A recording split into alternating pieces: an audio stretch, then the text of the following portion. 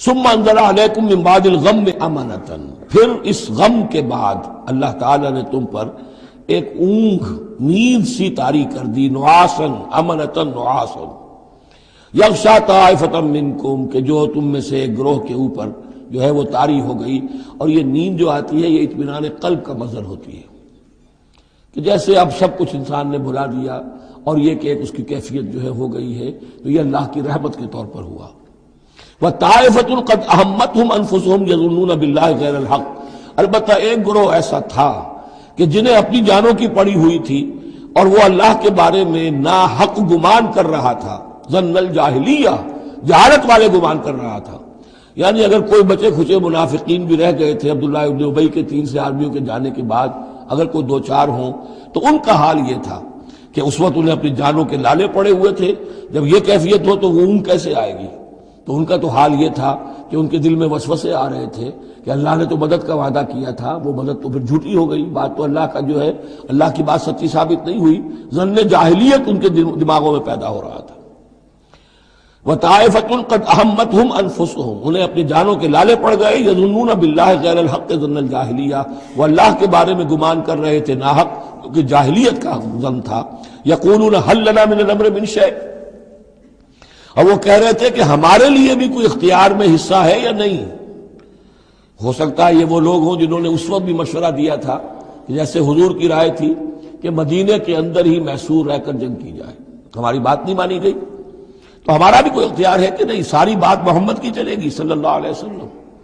یہ بھی جماعتی زندگی میں ہوتا ہے، انسان جو ہے پسند نہیں کرتا، ہر شخص چاہتا ہے میری بات بھی ہو، میری بات کو بھی مانا جائے، میری رائے جو ہے وہ بھی چلے۔ آخر ہم سب اپنے امیر کی رائے ہی مانتے رہے، کیسے ہوگا؟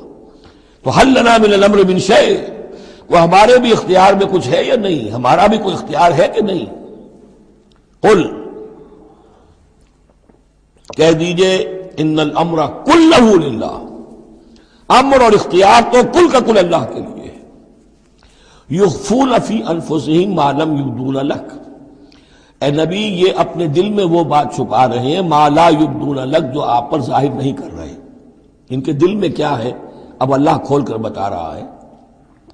یقولون لو کان لنا من الامر شیء، یہ کہہ رہے ہیں کہ اگر ہمارا اختیار چلتا، ہماری رائے مانی جاتی، ہمارے مشورے پر عمل ہوتا، ما قتلنا ہا ہونا، تو ہم یہاں قتل نہ ہوتے، یعنی ہمارے اتنے لوگ یہاں پر شہید نہ ہوتے۔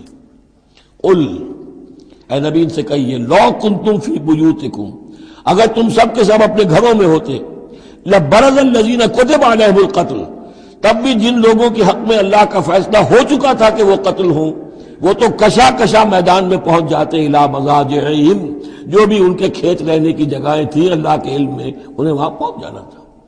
یہ تو اللہ تعالیٰ کے فیصلے ہوتے ہیں، تمہاری تدبیر سے اس کا کوئی تعلق نہیں۔ جن کے لیے یہ طے تھا اللہ کے علم میں، اللہ کی مشیت میں، کہ انہیں یہ جو خلعت فاخرہ ہے، شہادت کی پہنانی ہے، وہ آتے خود بخود پہنچ جاتے، گھروں سے نکل کر آتے کشا کشا۔ وَلَيَبْتَلِيَ اللَّهُ مَا فِي صُدُورِكُمْ، اور یہ تو اللہ تعالیٰ اصل میں جھان پھٹک کر رہا ہے جو تمہارے دلوں میں ہے، اس کی ابتلا کر رہا ہے، آزما رہا ہے۔ وَلَيُمَحِّصَ مَا فِي قُلُوبِكُمْ، اور تاکہ وہ بالکل پاک اور خالص کر دے جو کچھ تمہارے دلوں میں ہے۔